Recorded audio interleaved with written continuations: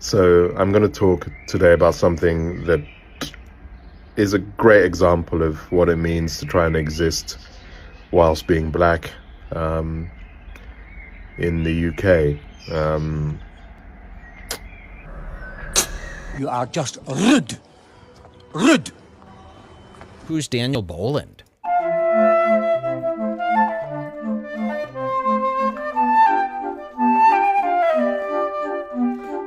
Oh, Daniel Boland, this is a heavy hitter. Do you guys know who this is? Okay, so in today's video, we're going to be taking a look at one of the smuggest twats I have ever come across in my entire life. Photographer to the stars, Misan Harriman. Oh! Whoa! I was heading to Waterloo. I'm on the train. I have a first-class ticket. I go into the first-class cabin as I'm trying to find a place to sit. There's a couple. The husband has his back to me. He cannot see me. And then his wife, who is a white lady in her maybe 60s or 70s. Uh-oh. A white woman in her 60s or 70s, i.e. the devil incarnate.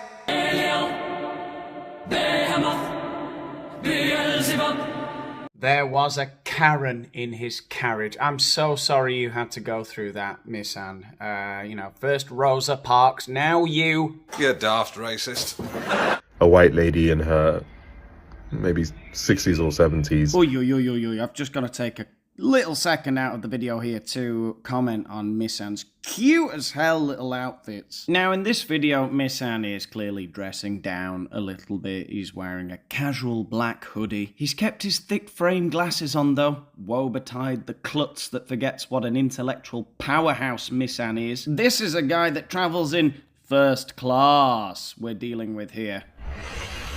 Now, this is a lovely shot of Misan in the country, sporting a very snazzy look, which I like to call farmer casual. I love this look. I mean, it really has everything. It blends the essentials of what you need if you want to look the part in a rural setting. It's got the gilet and the flat cap. Ooh, that's going to come in handy. But make no mistake about it, this ain't no country bumpkin. This ain't no pleb farmer. This is a gentleman. This is a man of culture. His soft cotton shirt is buttoned fast at the cuffs, and the look is finished off with a nice pair of stonewashed jeans. No heavy-duty impermeable field trouser for Misan. A white lady in her maybe 60s or 70s stares at me, and it's a look I know, but I'm like, Misan, stop it. Stop it.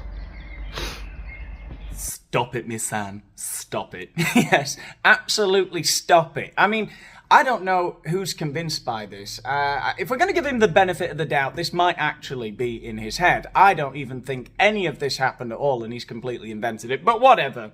Let's just say he's convinced himself of this.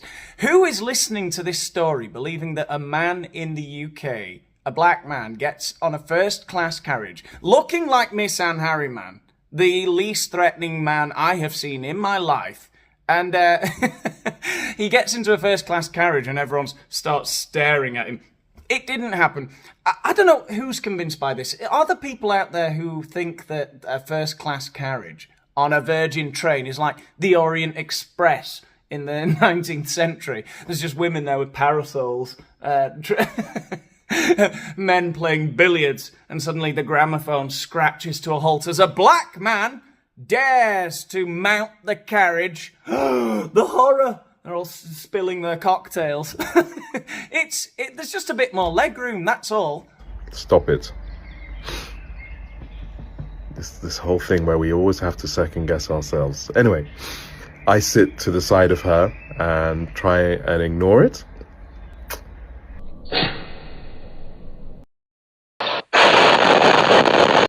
Journey continues and she's looking at me. I can feel the look.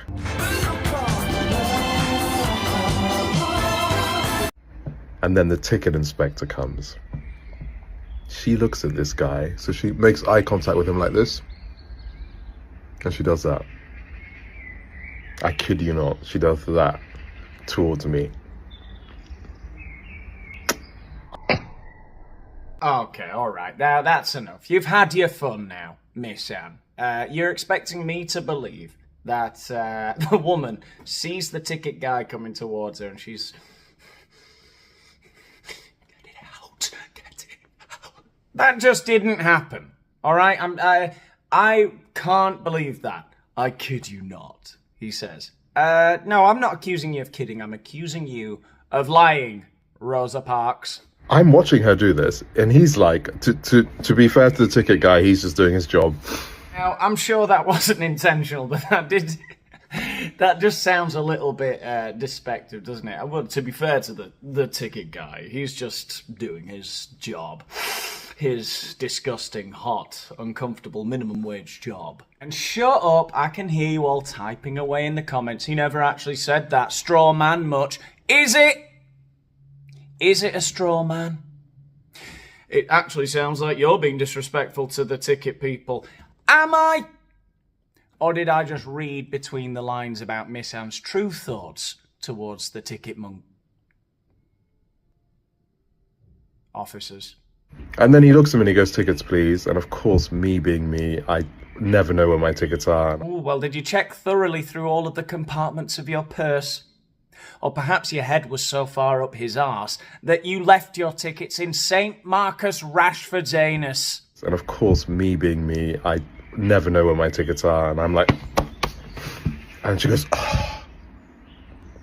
Yep, whilst I'm looking for my tickets. Oh, God, I bet that was the exact moment that Misan Harriman knew what Nelson Mandela had been through. That was his Robben Island. The higher you build your barriers. Eye rolling.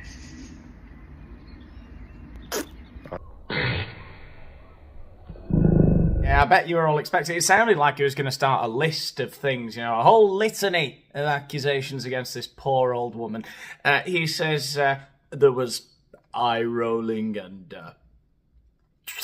you know, I thought he was going to say a barrage of racist abuse ensued. But no, he just ended it with a good old smack of the lips. And I find my tickets. And the ticket inspector says, thank you, sir. And he leaves.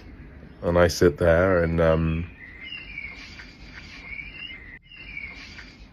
incredibly... this same couple, their husband, starts saying, oh, where are we meeting them? At the South Bank?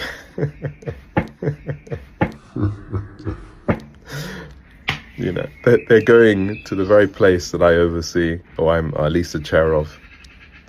Which was nice. Oh, the irony. They were headed to the South Bank, the place I chair, the place I overlook. Now, that is a really elaborate way to tell us that you're quite wealthy and important. I travel first class. Which, by the way, first class, you can travel the length of Britain for about £60 in first class. So, you're not really... Anyway, you oversee the South Bank, you travel in first class. You didn't need to tell us the whole... You didn't need to make up the whole eye-rolling story, as tragic as it was. We get it. You live in the good life. And I just thought, this life, you know... The microaggressions and racism of this woman who, the very sight of me made her have all kinds of preconceived ideas. She had all of these preconceived ideas. I could just tell in the way she looked. She had all of these preconceived ideas about me and my race. The mere sight of me inspired hatred and racism. It's not... This couldn't be projection by any way, could it? You know, these people talking about microaggressions all the time. It's not perhaps you who has all of the preconceived ideas that a look signifies vile hatred of your race. I don't know. What do these people do when they come across macroaggressions? I'll give you some macroaggressions, Miss Anne. I want a celebrity boxing match, and yes, I would be the other celebrity.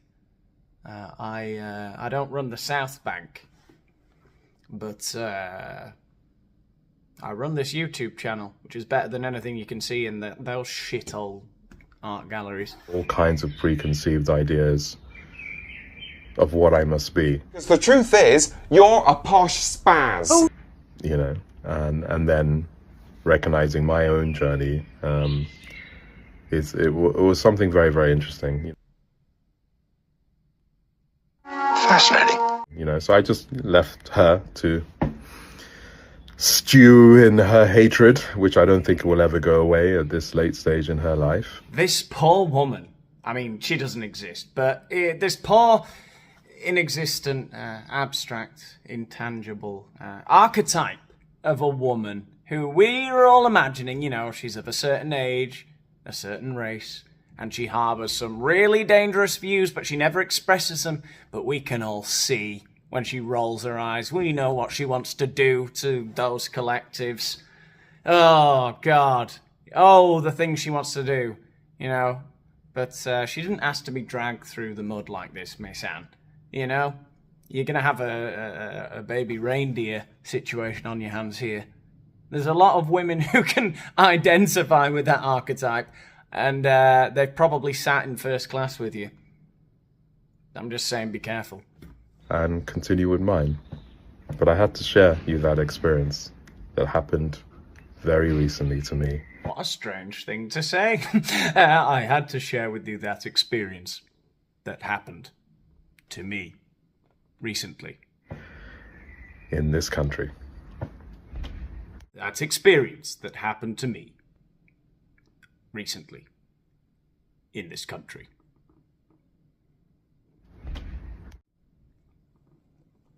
Anyway, I just thought I'd share that video, this experience that happened to me in this country, in Spain recently. Anyway, that's enough for today's video. I hope you've enjoyed it. I certainly enjoyed it. If you've enjoyed the video, let the algorithm know. Give the video a like. Tell me what you thought in the comments. Subscribe to the channel if you want to help out with the channel. Check out all the videos I've got on Patreon. We brought a new one out yesterday or the day before yesterday. And you can be part of this experience in a much more paying way. And if not, just keep watching all the free stuff on YouTube, which is pretty good. You can't argue with that. I'll see you in the next one. Mass starts at 9 o'clock. To be consistently late for Mass is just being pure rude and ignorant. But you are an ignoramus of a woman. Okay, you got it all. Got it all. I look forward to seeing it on YouTube. You are a silly, silly, silly, evil woman. That's what you are. Who are you going to show that to now? Who are you going to show that to? You clown. Mass starts at 9 o'clock. You are just rude. Rude.